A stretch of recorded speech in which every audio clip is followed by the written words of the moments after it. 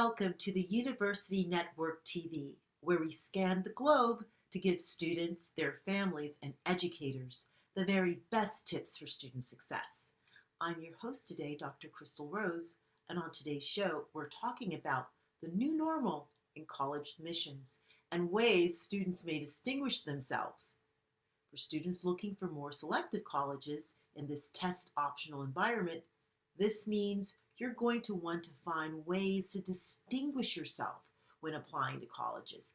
And you want to do this in a way that schools care about. One of these areas we know is research. It's a broad field and it does allow students, even high school students, the opportunity to explore and indulge their curiosity. One of the concerns we're hearing from students and families alike is how can a high school student engage in meaningful research during a post-COVID time? Here to discuss options that students have, we've invited a co-founder from one of the University Network's community members, an advanced science exploratory program. Dr. Rolle is a postdoctoral fellow working both with neurosurgery and psychiatry departments at Stanford and the University of Pennsylvania. Please welcome Dr. Cammie Rolle. Thank you for having me, Dr. Rose. I'm happy to be here. Thank you so much for joining us. What are some of the ways that students may distinguish themselves in this post-COVID environment via a research experience? So it definitely got more tricky, especially during COVID, to get hands-on research experiences. And so the benefit now is that there's a lot more virtual opportunity that we are seeing in the research space for students, high school students and college students to be getting involved and getting experience. So a lot of research labs are now offering virtual positions where you can be doing data processing, data organization, data analysis, even filing reorganization. A lot of things that you would be doing in lab can now be done virtually in a lot of the different labs. So that is one opportunity to be getting research experience. And there are now, especially in this stage of COVID, there's a lot more opportunities now to be in lab and working in different ways. And so you want to choose a lab that you're excited about and you're excited about the work they're doing. And then you can actually pursue different labs to be getting hands-on research experience. And that can look a lot of different ways, and I'm also happy to talk about. But those would be the key ways I would suggest pursuing research experiences depending on your comfort level and depending on your location. Well, those are really good options and opportunities for students to explore on their own. So when colleges are looking at students, what does research experience indicate to them? Mhm. Yeah, so it's a good question because students can do a couple different things.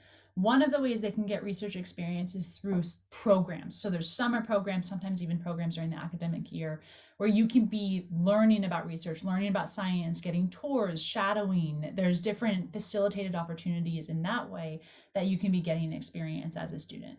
And that's wonderful and important as well. But I do think from my understanding and my interaction with college admissions officers is actually what they're looking for more and more, to my surprise, is hands-on research experience. And I don't mean hands-on in the sense of you being there in person, virtual counts, but more hands-on in that you're actually part of a lab. And you're part of that lab as what would be considered a volunteer research assistant or a volunteer research summer intern. There's a lot in human work and research. There's a lot of HIPAA compliance, which means there's privacy issues because you are still a minor. And in that way, it can be a little challenging depending on the space that you're trying to work in. So sometimes animal work is actually a little bit easier to maintain research experience than human work. But either way, there are opportunities out there. Another thing to consider is there's a lot of college students also going for those. So it's high school and college students trying to get these research experiences at major universities or private industry positions. And so you want to make sure that you're leading with some of the things you want to contribute and you're leading with your availability, especially if you're a high schooler, so you can be competitive for those positions. And that's a really good point because a lot of high school students are competing with college students for these roles. Are there Yes. any sort of suggestions that you have that can make themselves a bit more competitive in order to, secure some of these, very coveted positions? There's a couple answers to that. One of them is doing those programs. And at the high school level, there's a lot of programs available to you, and getting your feet wet before traditionally work for research labs. That's not always the case, but it often does not.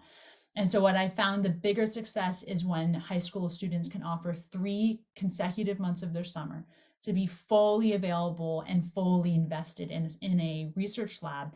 And then what often happens is if you've performed well over the summer, your time is extended into the school year because now you've established trust and you've also established all of the training you needed was done over the summer. And now you can actually start doing things during the school year in a way that you couldn't have gotten up and running during the school year.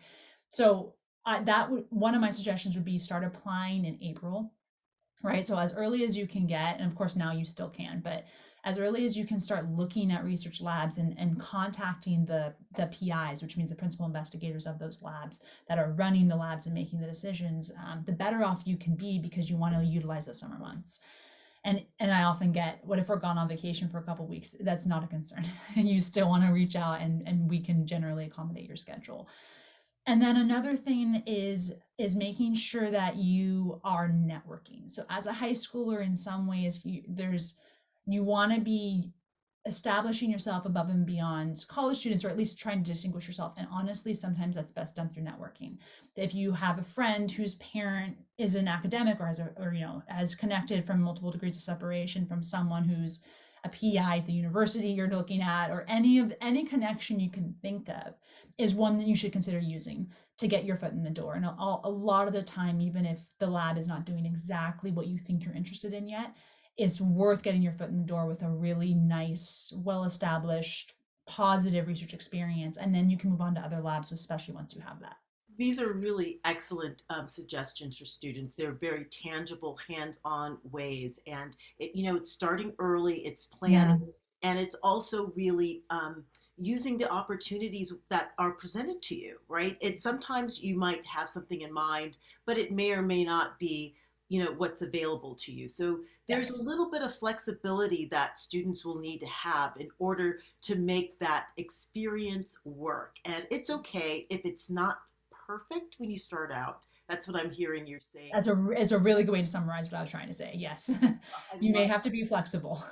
and that's part of research anyway, right? Yep, it is. And if I could add to that, since you actually mentioned something that made me think of another important point about flexibility, is I caution high schoolers from taking from their research experiences in high school and generalizing to their feelings about research. I can promise you the research I was doing in early college and high school would have never led me to have an interest in research because you are not performing the types of tasks you would do as a researcher. And my fear is by colleges pushing research experience early on, we're actually going to be pushing students out of the research field because they're getting these early experiences that are boring. They're filing things or they're handling preparation for experiments and they're not actually doing the things researchers do. And so I like to always say that there's reasons that research experience is important at a high school level and a college level for admissions and for your general CV and your resume and getting experience. But please do not extract your experiences to be meaningful about what it would actually look like to be a researcher. There's a lot of things that you'll learn as you get more research experience and as you become more established and attain more education in that field, that it's an incredible shift from the things and the things that you were doing in a research lab as a high schooler or a college student. So that would just be my quick caution about all the research experience you get prior to graduate school. That is an extraordinary comment, and that's so important. And if this was in a book, I would earmark that Yeah. because I think that it should be foremost in a lot of students' minds.